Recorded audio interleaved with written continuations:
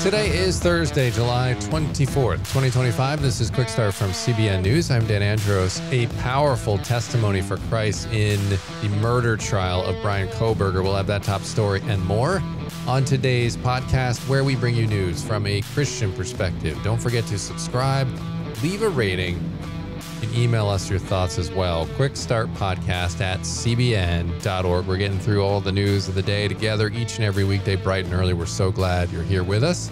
And with me today, CBN's Trey Goins-Phillips. On the focus story, Trey, a church in London has won a major victory for free speech.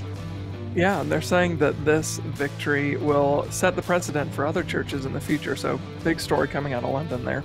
All right, looking for the details, forward to the details on that coming up here in just a minute. On the main thing, in a time when anti-Semitic attacks are on the rise around the world, there's one surprising place where Jews and Israelis say they feel safe. We'll have that coming up on the main thing. All right, make sure you subscribe to all of our CBN News podcasts. As I keep saying each and every day, go ahead and find them in the description of this podcast episode. You can find the links there and subscribe to them. Check them out. We'd greatly appreciate it. And with that, we are going to head to the news now in 90 seconds. The Director of National Intelligence, Tulsi Gabbard, says newly declassified documents show the Obama administration knowingly crafted a false intelligence report to push the narrative that Russia interfered in the 2016 election to help Donald Trump. She claims President Obama himself led the charge, politicizing intelligence to undermine Trump before he even took office. The documents, Gabbard says, reveal irrefutable evidence that top Obama officials manipulated assessments to sell a, quote, contrived narrative, end quote, to the American public. Gabbard has turned the materials over to the DOJ and FBI for potential criminal review, calling the interference a usurpation of the will of the American people. In a powerful moment of grace, Kara Kernodle, the mother of slain University of Idaho student Xana Kernodle, publicly forgave her daughter's accused killer during a courtroom statement and pleaded with him to accept Jesus before it's too late. Kernodle told Bryan Kohberger, "It is Christ who lives in me that has given me the strength to forgive you," adding she no longer lives in fear because Jesus has given her peace, hope, and purpose. Through tears, she said her daughter led her to faith, now believes many more will come to know Christ through Xana's legacy. Those are just some of today's top headlines. You can check out more stories over at cbnnews.com. And she ended up concluding that talk, Trey, with a warning to Kohberger saying, heaven and hell are real, and she urged him to repent and receive salvation through Christ, quoting scripture and reminding him, you will stand before the Lord. Powerful stuff coming out of that courtroom. Yeah, it was difficult to watch. I was able to listen to several of the victim impact statements yesterday during the hearing. And of course, I can't imagine or fathom what any of these loved ones, family members, especially parents, are going through. But to hear the different responses from different people was really something. To hear some of them really still just so trapped in anger and hatred, understandably, right? I get why they would feel the way that they do. And then hearing the Kernodle family, and several of them, including most prominently, as you mentioned, Kara, who we've talked to, hearing how she, of course, is angry, hurt, devastated, and all of those things, but has said, I've surrendered those things to the Lord, and I don't want anything to do with you, Bryan, don't want to have a relationship.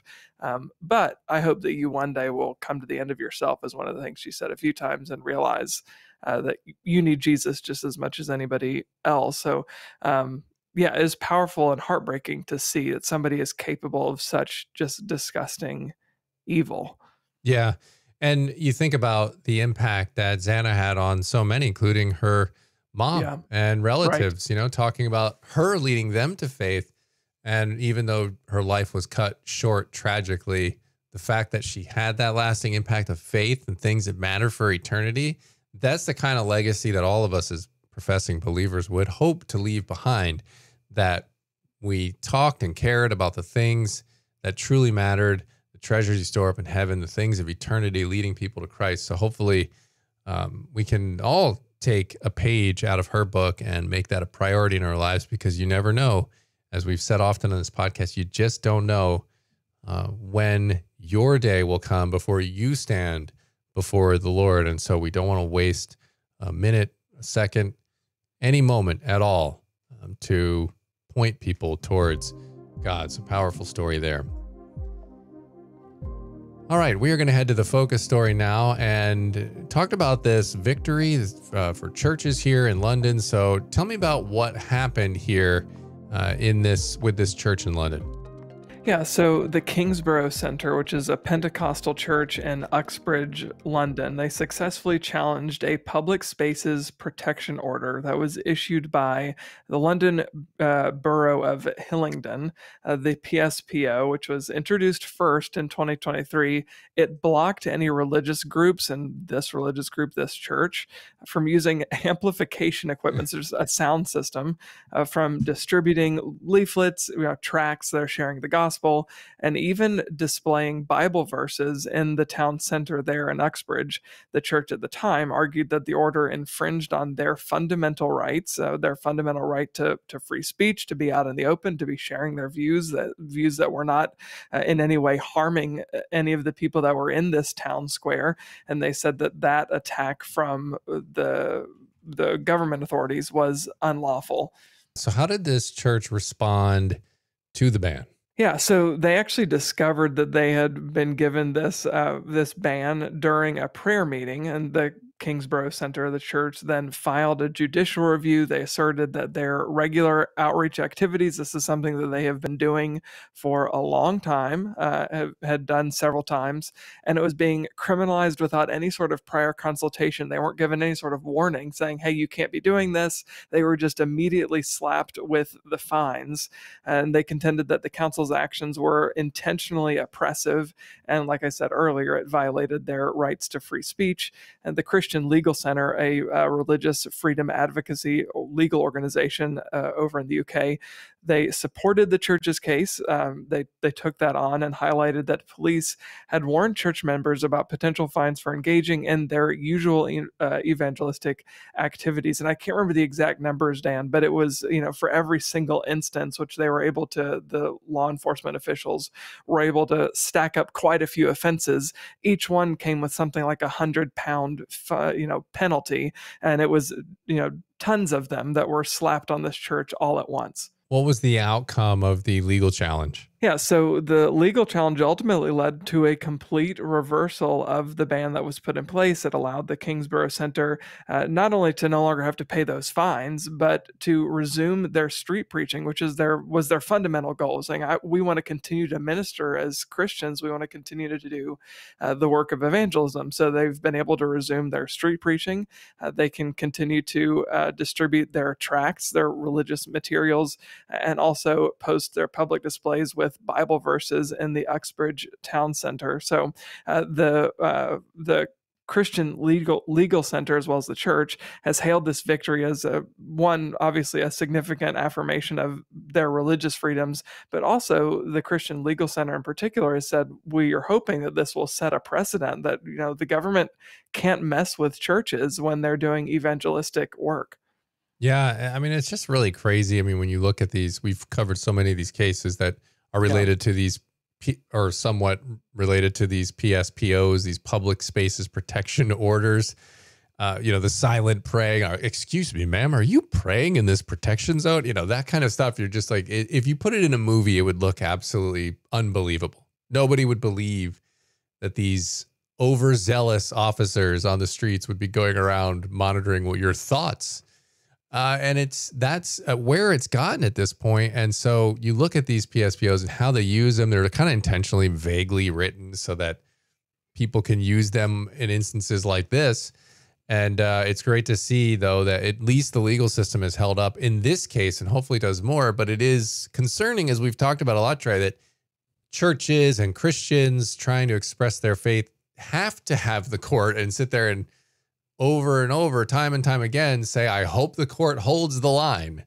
But so far, in a lot of cases, it has. Well, as Christians, we know that our faith is personal, but it's not private. But so many government organizations, especially in post-Christian areas, want to make it personal and private. They, you keep it all behind closed doors. But the pastor of the church there in Uxbridge, he said, street evangelism, sharing the gospel with the people around us in our community, that is central to our mission as Christians. And he said, essentially, the government there was trying to, quote, criminalize us for loving our neighbor. So, it's awesome to see the victory there. But as you said, it shouldn't get to this point, right? You shouldn't have to get to this point. But at least we can say in this instance, the government realized, we actually did overstep here. Yeah, great outcome there. And again, hopefully, like we said, hopefully we don't have to keep reporting on these. Hopefully we have less instances of this, but somehow I feel like that's not going to be the case. But appreciate you putting that one on the podcast today, Trey. And we're going to head to the main thing now. And as I mentioned at the top there, while anti-Semitism is spreading in a lot of places, Europe, Germany, France, there's one European capital where Jews say they feel protected and free to express their identity, including one German lawmaker who wears his yarmulke proudly there, but not at home. Julie Stahl reports from Budapest. German parliamentarian Dimitri Schulz openly wears a Jewish yarmulke or kippah in Budapest, although he doesn't feel comfortable doing it back in Germany. Oh, it's not possible in public to wear a kippah. It's possible, but it's very dangerous, yeah? And I have family, I have kids, so I need to think about the safety first. Just wearing at home in the synagogue, that's it. That's because Schulz, his family and friends have experienced blatant anti-Semitism. The most are coming from the Islamic side and the second one from the left side. During a recent trip to Europe, Israeli Foreign Minister Gideon Sa'ar expressed his gratitude to Germany and Austria for standing with Israel.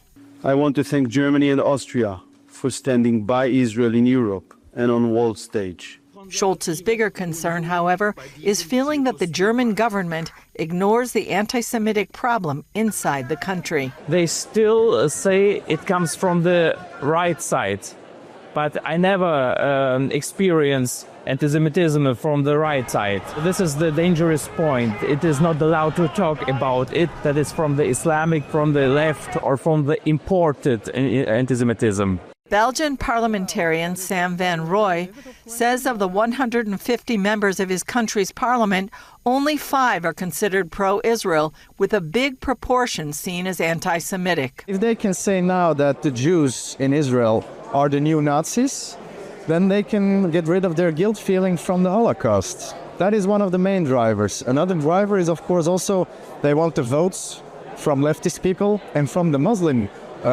groups in our society. Van Rooij points to a rapidly growing Muslim population, which in major cities like Brussels can represent as much as 40% of the population. Jews get attacked every day in the streets of Antwerp and Brussels, mostly by Muslims, young Muslims, Muslim gangs. And many Jews, they hide now their identity. They hide their kippah, they hide their Star of David, and they really think of leaving the city and also the country even. Van Rooij describes himself as an Israel lover and has visited many times. I want to protect our Jewish community because they're part of our tradition and our culture. To all the people that don't understand, I tell them, listen, even if you don't care for the Jews or for Israel, do it then for yourself, because Islamic Jihad is targeting the Jews first, but the Christians and all the rest next.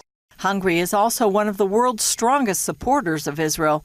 10 years ago, Prime Minister Viktor Orban spoke against the influx of Muslim migrants into Europe. Many said they were fleeing the civil war and also the rise and rule of ISIS.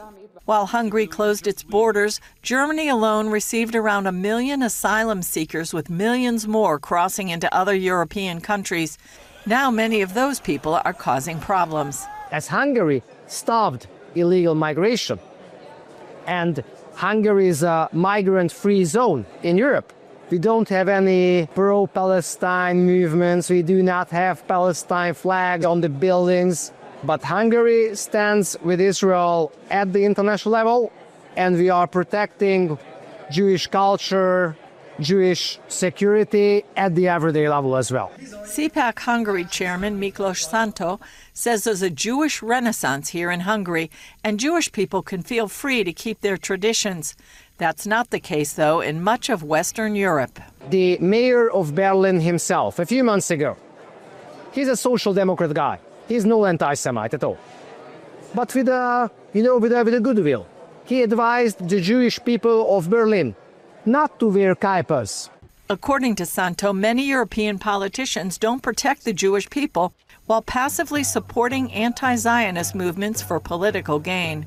There is a large, millions of citizens in France, in Germany, etc., with a migration background, mostly from Arab or Muslim countries, and those are votes. Votes for the leftist and, the center-right parties, and they do know that if they would back Israel heavily and support Israel, they would lose. Hungarian Rabbi Jonathan Megeri believes people need to stand up for what they believe and fight darkness with light. What does it mean on a practical level? The practical level is you got to fight identity or strong radical Muslim identity with even stronger Jewish and Christian identity. If you're a Christian, you got to strengthen your Christian identity. You got to stand up and you have to be proud of your heritage. Megeri says, with Judeo-Christian values and identity under attack, there's only one solution. Well, you got to put God above yourself. You got to put your goals and your family ahead of yourself. And you got to work for the country, your homeland that you live in. Julie Stahl, CBN News, Budapest, Hungary. All right, Julie, thanks for that report there. Really appreciate that. That's going to leave us with time on the podcast today for one last thing. We are looking at Psalm 24, verses 1 and 2 today. It says, "The earth is the Lord's and everything in it. The world and all its people belong to him. For he laid the foundations of the earth on the seas and built it into the ocean depths." Yeah, isn't that amazing how we can kind of feel like, well, I earned this, I got it. When you think about it that way, as Psalm 24 puts it, that, well, everything was created through the hands of the Lord, so you don't get anything without him or through him or by him. So we should ultimately kind of check ourselves at the door on that one and remember and humble ourselves that everything is a gift from the Lord. And hopefully that'll change our perspectives on how we treat and desire things that we come across. So good reminder on that verse today. As always, get yourself on over to cbnnews.com, faithwire.com for more news from a Christian perspective. Lord willing, that creek don't rise up on us. We'll be back here tomorrow with more. God bless. See you then.